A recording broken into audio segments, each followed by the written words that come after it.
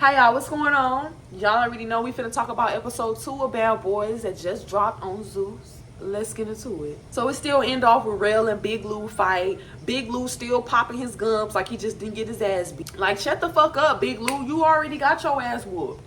Why is you still hooping and hollering about the situation? Like, do you need another ass whooping? It be so funny, the motherfuckers that can't fight and that lose the fight be having the most mouth. Is it the secondhand embarrassment? Like, I don't know what it is. And then in the middle of all that going on, Orlando gonna he asking if anybody got some popcorn. And they just ignored the fuck out of his ass. That part was just so funny because I feel like Orlando Brown is needed for this season.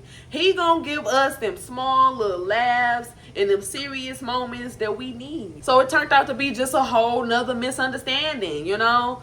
Darrell wasn't, Big Lou thought Darrell was trying to say some shit that Darrell really wasn't trying to say. You know what I'm saying? It was just a big misunderstanding. Motherfuckers got too amped because they was trying to be on camera, trying to get that little moment on camera. You know what I'm saying? So they ended up shaking on it and they squashed it. So then they on their way to the house and they split between two vans. Jonathan still got Rio dreads from last season. So they on the bus and they talking about the fight.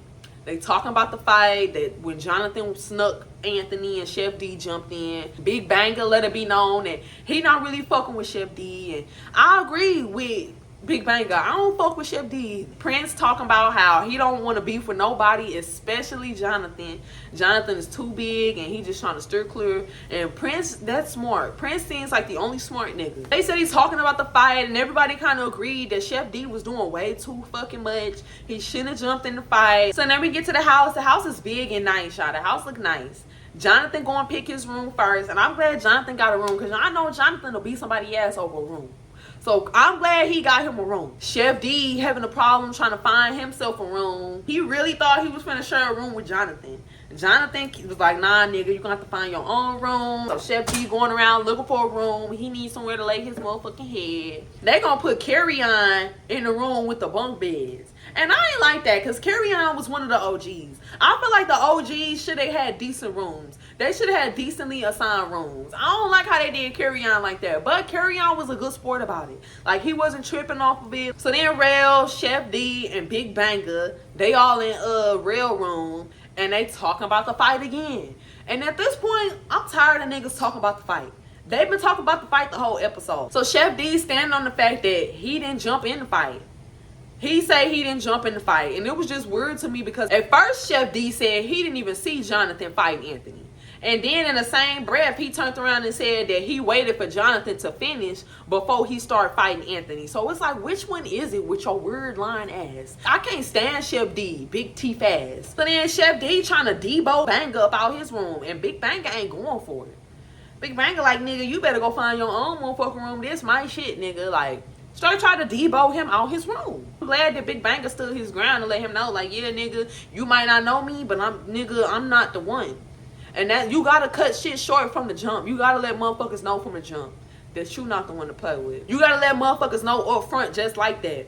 Because if Big Banger had let Chef D punk him out that room, Chef D would have been fucking with Big Banger the whole season. So they finally end up finding Chef D a room, and it's a bed with 2 twin beds.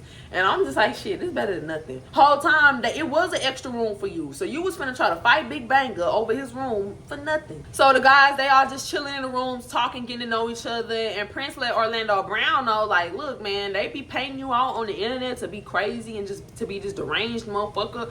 But you really down to earth and you really cool and you really a nice person. I always knew that Orlando Brown wasn't crazy. Orlando Brown be going around telling them Hollywood secrets that motherfuckers don't want to get put out. So they write Orlando Brown off as being crazy, so that everything he say it'll just go in one ear and out the other. That nigga know what he talking about. I feel like this shit finna backfire on Zeus. I feel like Zeus brought Orlando Brown on this show to exploit him so he can act the ass and clown, which he probably will still do.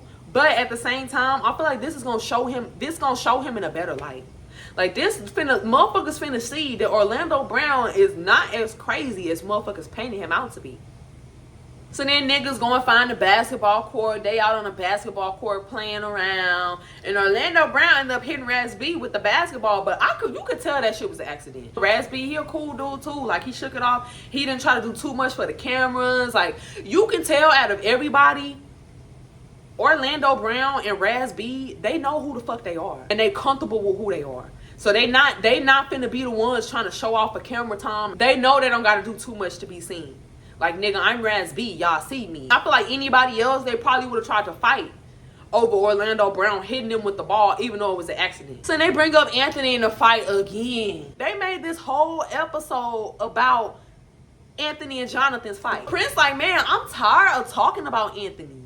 Damn, can we talk about something else? And I agree.